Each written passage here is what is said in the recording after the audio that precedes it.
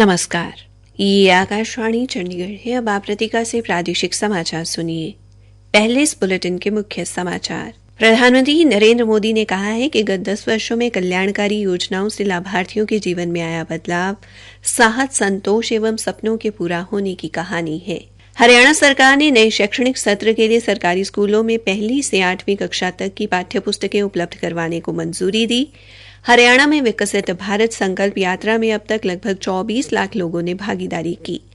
प्रदेश में विकसित भारत संकल्प यात्रा के दौरान 6,81,000 आयुष्मान कार्ड जारी किए गए।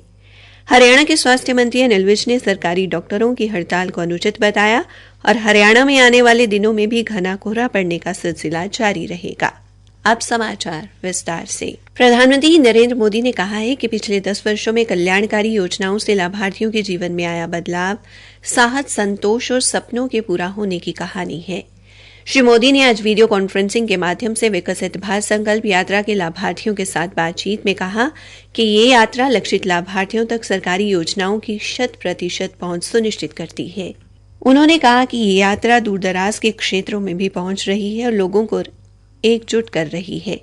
प्रधानमंत्री ने इस कार्यक्रम को सफल बनाने के लिए देश की जनता, विशेषकर महिलाओं का आभार प्रकट किया। उन्होंने कहा कि लगभग 50 दिन पहले शुरू हुई ये यात्रा देश के लाखों गांवों तक पहुंच चुकी है। उन्होंने कहा कि यात्रा की शुरुआत के बाद उज्ज्वला योजना के तहत गैस कनेक्शन के लिए 4.5 लाख नए आवेदन मिले हैं। प्रधानमंत्री ने कहा कि 1 करोड़ से अधिक आयुष्मान कार्ड वितरित किए गए हैं और 1.25 करोड़ लोगों की स्वास्थ्य जांच की गई है। उन्होंने कहा कि 10 करोड़ महिलाएं स्वयं सहायता समूहों से जुड़ी हैं और उन्हें बैंकों से 7.5 लाख करोड़ रुपए मिले हैं। श्री मोदी ने कहा कि सरकार का प्रयास है कि सहकारिता ग्रामीण जीवन का मजबूत पक्ष बनकर उभरे। उन्होंने कहा कि एक जिला एक उत्पाद पहल लोगों के जीवन में समृद्धि लाने में महत्वपूर्ण भूमिका निभाएगी। श्री मोदी ने स्थानीय उत्पादों को महत्व दिए जाने पर बल दिया। देश भर से विकसित भारत संकल्प यात्रा के हजारों लाभार्थी इस कार्यक्रम में शामिल हुए।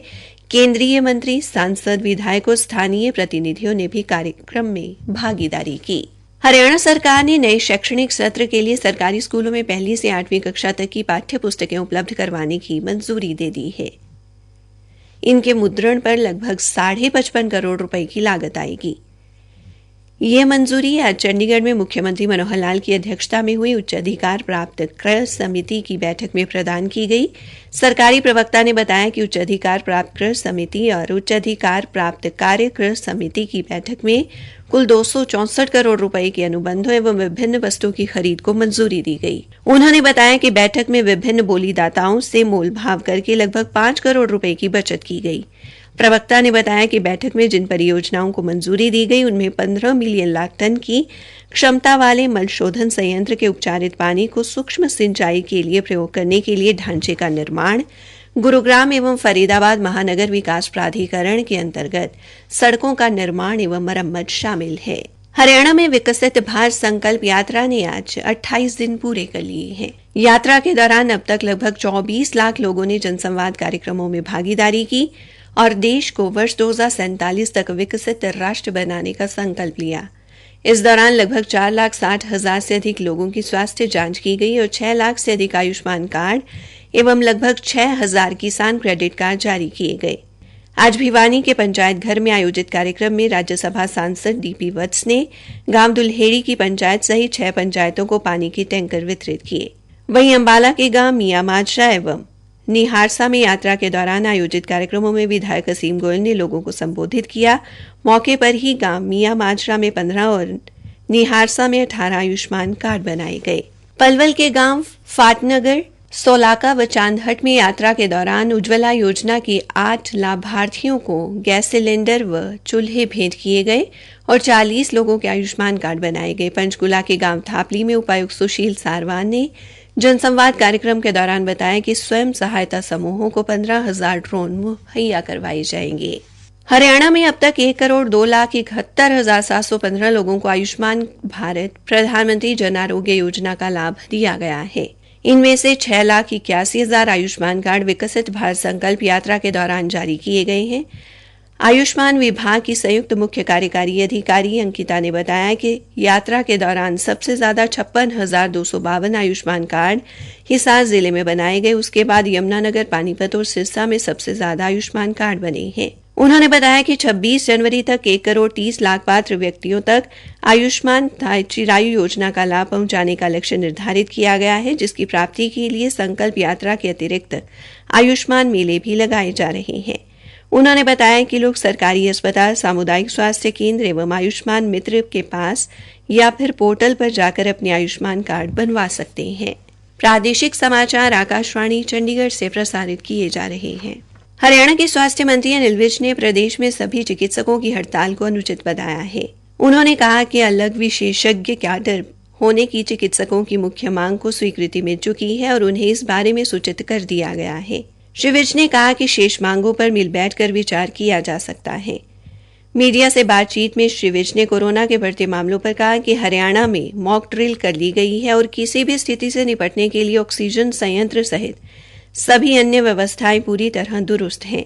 राहुल गांधी की न्याय यात्रा के बारे में पूछे जाने पर श्री विज ने कहा कि उनकी यात्रा से कुछ भी होने वाला नहीं है। हरियाणा में आगामी 7 दिनों तक मौसम शुष्क रहेगा और घना कोहरा पड़ने का सिलसिला जारी रहेगा। मौसम विभाग ने कहा कि प्रदेश में अगले 4-5 दिनों के दौरान न्यूनतम तापमान में कोई बदलाव नहीं होगा। विभाग ने हरियाणा में आज शाम और कल भी गहरा घना कोहरा पड़ने की संभावना जताई है। इसके बाद भी 31 दिसंबर तक घना कोहरा छाया रहेगा। भिवानी जिले के कस्बा तोशाम में बाईपास पर ऑटो पलटने से एक निजी स्कूल की अध्यापिका शीतल की मौत हो गई। हादसे का कारण घना कोहरा बताया गया है। उधर भिवानी में ठंड के प्रकोप के कारण एक मजदूर की मृत्यु हो गई। उसका शव दुकान के बाहर मिला।